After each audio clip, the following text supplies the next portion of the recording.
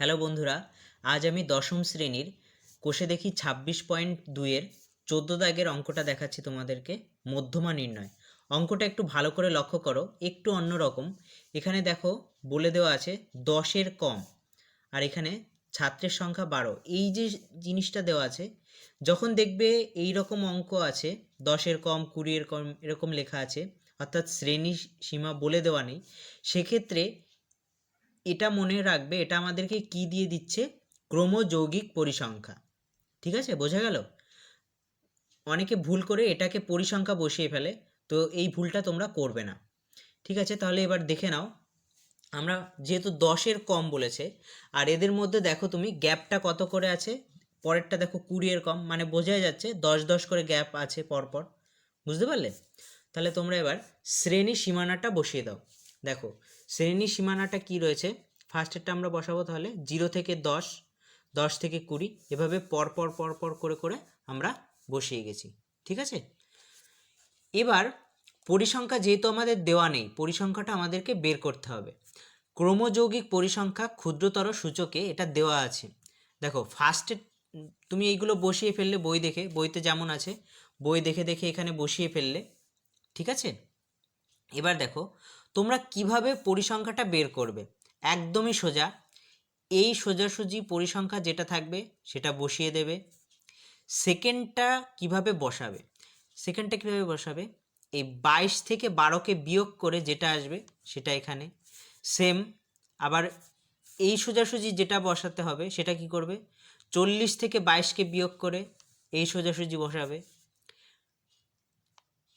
আবার কি 60 সোজাসুজি কোনটা বসাবে কি করে বুঝবে? 60 থেকে 40কে বিয়োগ করে এই সোজাসুজি এখানে বসাবে। বুঝতে পারছো? তাহলে এভাবে পরপর করে করে যাবে। দেখো আমাদের লাস্ট দেওয়া আছে পরিসংখ্যান সমষ্টি n কত আছে? 120। ঠিক আছে, এবার আমরা কি করে নেব, যেটা করে নিতে হয় আমাদের n/2, n/2টা বের করে নিয়েছি, কত আছে? 60। ওকে, এখানে দেখো তাহলে এই অঙ্কে আর একটা জিনিস লক্ষ্য করো। দেখো এখানে অলরেডি ক্রমযৌগিক পরিসংখ্যায় একটা 60 রয়েছে, তাহলে কি আমাকে ওটাই ধরে নিতে হবে ওই লাইন বরাবর। তাহলে আমি এখানে কি বসাবো? f20, আর lটা 30, আর এদের মধ্যে এইচটা কত, শ্রেণী দৈর্ঘ্যটা কত, এই যে এটা বসিয়ে নিয়েছি, 40 - 30 = 10। বোঝা গেল এই পর্যন্ত? সিএফটা কত?